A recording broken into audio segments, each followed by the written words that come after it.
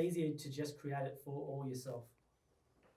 You're probably right. It's easier to do it because you don't have to do training, you don't have to do all the stuff that we do, but you're many, many times more likely to fail.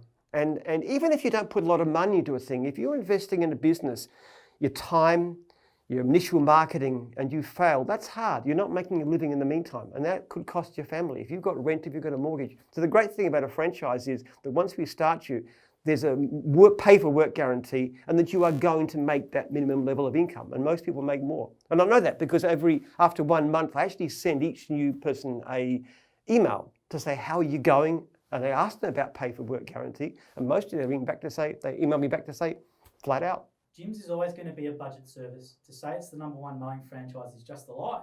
It's the poor man's VIP. If you want to escape the stigma of budget backyard cowboys, start your own business instead. Go study horticulture and learn to master your craft. Well, actually, the last part I think is good. Studying horticulture is good. We actually encourage our mowing franchisees to do that. As to being the poor man's VIP, I don't know quite.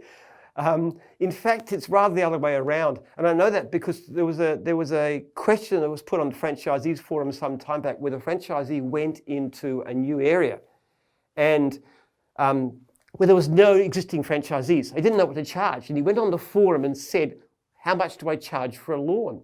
And there was a few guys who actually asked him, and they all said the same thing. They said, go out, talk to the opposition, find out what they charge, and then add 10%, because that's the premium you get for being Jim's.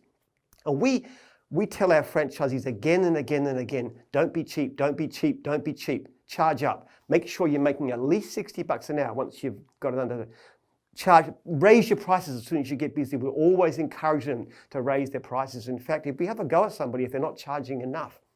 An interesting thing with all of that, we still think we convert about 75% of our leads to jobs, even though we're the most expensive. Support local people, hire local people directly and keep all profits local.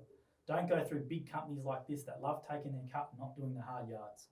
I think local is good. I think local is a great idea. The fact is the matter, Jim's franchisees who actually get to keep at least 90% of their income are local people. In fact, very local, because our system is such that it allows us to focus their work more and more narrowly. So somebody starts off in a territory, they might take outlying areas, but they become more and more and more local. So Jim's guys are actually more local than almost any independent because of the way our system works. Yeah, there's certainly some money paid for advertising, which of course you need to do. And there's a certain amount that goes through to the franchisor, who is also local. And a certain much comes back to Jim's, which is a couple of %, which is, in Melbourne. Sorry about that. But the rest is very, very local. Okay, so